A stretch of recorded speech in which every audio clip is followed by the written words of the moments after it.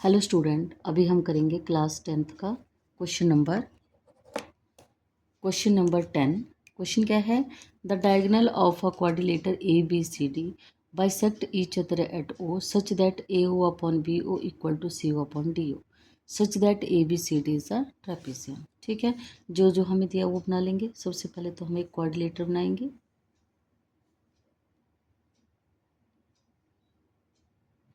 यहाँ पे बोला quadrilateral equal to A O upon A C, क्योंकि यहाँ पे क्वाड्रिलेटर बोला हुआ है, ऐसे बना लो कोई क्वाड्रिलेटर, क्योंकि हमें पता नहीं है। ट्रेपीजियम शो करेंगे तो हम ट्रेपीजियम की शेप में बना लेंगे थोड़ा सा।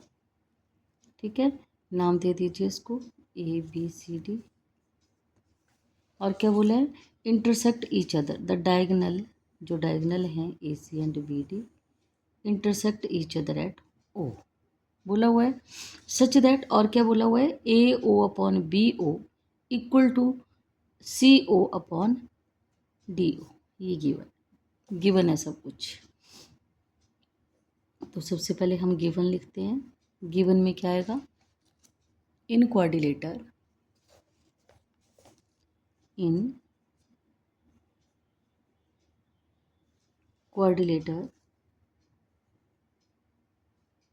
Lateral A B C D, कोई क्वाड्रिलेटर है ए बी सी डी जिसमें क्या है? Diagonal A C and B D intersect each other at O. O के ऊपर इंटरसेक्ट कर रही है। ठीक है, और साथ में क्या है आपके पास? A O upon B O equal to O C upon D O, ये भी दिया हुआ है।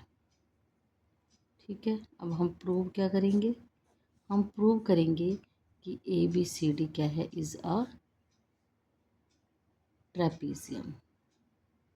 हम प्रूव करेंगे कि ए बी सी डी एक ट्रेपीजियम है। ठीक है, अच्छा ये हो गया। अब प्रूफ की तरफ बढ़ते हैं। प्रूफ में हम कंस्ट्रक्ट करते हैं। O A construct O A is parallel to A B. कोई हम पैरेलल कर लेंगे, कंसिडर ए बी। ठीक है, अब क्या करें बताओ ज़रा मुझे। अब हम क्या करें? अगर हम ले लें in triangle A D B, हम कल भी कर चुके हैं 9th क्वेश्चन, सेम उसी की तरह क्वेश्चन है। अगर मैं बोलूँ ए बी डी ट्रायंगल लूँ मैं, in triangle A B D, तो ए बी डी में क्या आ जाएगी? ये वाली ट्रायंगल ना, ये वाली ट्रायंगल आ जाएगी ए बी डी में, ये वाली ट्रायंगल। ठीक है, तो इसमें क्या लग रहा है आपको? In O E is parallel to A B, O E is parallel to A B. अगर ये पैरेलल है तो हम क्या लिख सकते हैं यहाँ पे? अच्छा, एक और बात रखना याद, अगर मैं ये ए ई अपॉन ई डी लिखूँ तो मैं O B upon O D लिखूँगी। अगर मैं डी ई अपॉन ई ए लिखूँ तो मैं D O upon O B लिखूँगी, मतलब जिस पैटर्न से चलते हैं। तो मैं क्या लिख रही हूँ? A E upon E D equal to O B upon O D. क्यों? क्योंकि हमें पता है कि ये लाइन पैरेलल है। अगर ये ओ ई डी अपॉन, क्योंकि A E upon E D equal to O B upon O D parallel है, ये कोई इसके पैरेलल है, तो ये क्या बन जाएगा? ये रीज़न बीपीटी थ्योरम बोल सकते हैं ना हम, बीपीटी थ्योरम है ये।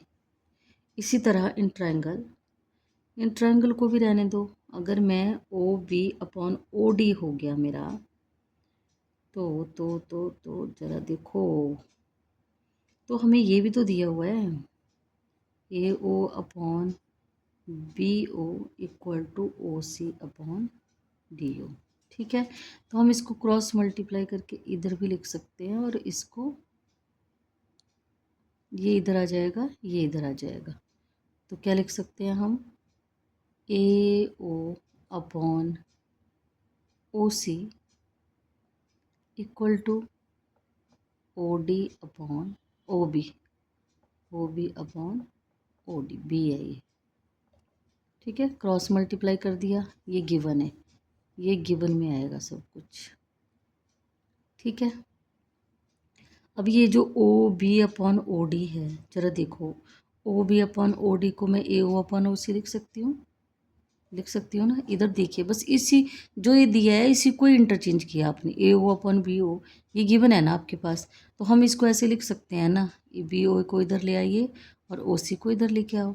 ठीक है, it means AE upon AD equal to AO upon OC। हो गया। और अगर ये पॉसिबल हो गया, अगर ये हो गया पॉसिबल, तो क्या आपको लग नहीं रहा है कि अगर मैं लिख दूँ AE upon AD equal to AO upon OC, it means OE is parallel to DC भी बन जाएगा, बन जाएगा ना। ओ ए भी बन रहा है ना, AO अपॉन OC। हाँ ठीक है, मैंने बोला AO अपॉन OC आ गया। अगर AOOC आ गया तो ट्रायंगल कौन सी बन रही है फिर, ADC में OE is parallel to AB तो पहले आ गया, तो EO upon DC। It means question theoretical है, थोड़ा समझ में आया आपको ये। अब इसको क्या लिख सकते हैं कि AB, एक में तो हो गया D में, AB is OE is parallel to AB and OE is also parallel to CD। अगर ये OE is parallel to AB है और OE is parallel to CD है, तो आप ये नहीं बोल सकते हैं कि AB is parallel to CD, because AB is parallel to OE and OE is parallel to CD। तो ये हो सकता है। तो अगर हमारे पास कोई कोऑर्डिनेटर है और ये साइड इसके इक्वल आ गई, पैरेलल आ गई, तो हंस हम बोल सकते हैं ना, ये तो हमें चाहिए था, hence AB is parallel to CD by the converse of BPT theorem. Converse of BPT theorem में किया था ना हमने, रेशो आ गई थी, तो बाद में हमने बोला था कि D is parallel to BC। Clear. तो यहीं पे यही केस है, by the converse of BPT theorem, hence ABCD is a trapezium. अगर ये हो गई तो दूसरी थोड़ी होगी, कंफ्यूज मत होना। ट्रेपीजियम में क्या होता है, A B is parallel to CD होगी तो AD अपॉन BC नहीं बनेगी, यहाँ तो कोई पॉसिबिलिटी नहीं है।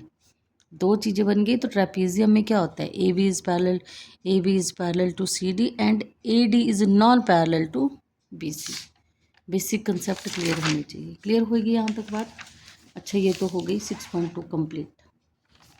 ठीक है, करना है ये बैठ के, जब भी टाइम मिले तो करिए ट्रायंगल्स को। अच्छा, एक और मैंने सिमिलरिटी की अगर आपको बात बताऊं, तो मैं सिमिलरिटी का खुद थोड़ा सा कंसेप्ट तो बता चुकी थी आपको। सिमिलर ट्रायंगल कब होते हैं, two triangle are similar if two triangles are similar if, क्या बोला था, their corresponding angles are equal. अगर उनके कॉरस्पॉन्डिंग एंगल्स इक्वल हो, या फिर देयर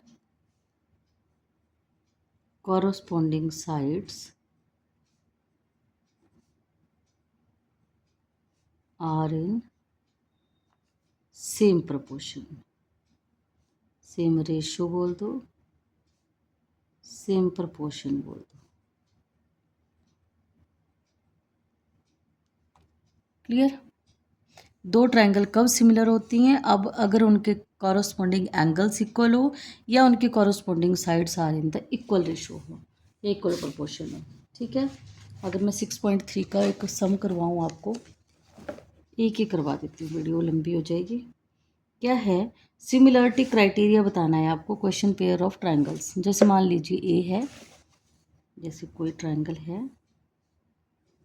यहाँ पे 60 दिया हुआ है, 80 डिग्री और यहाँ पे 40 डिग्री। ये है ए बी सी और इधर है पी क्यू आर। ठीक, 60 80 40। तो आपको लग नहीं रहा है ये कि angle A equal to angle P, angle B equal to angle Q and angle C equal to angle R, सब इक्वल है।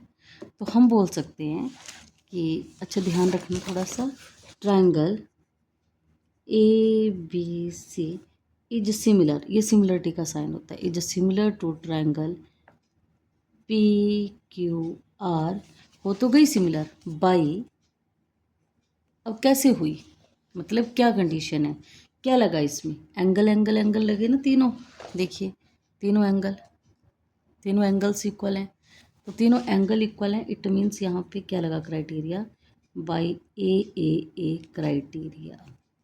ये लिखना बहुत इंपॉर्टेंट है। क्लियर हुई मेरी बात।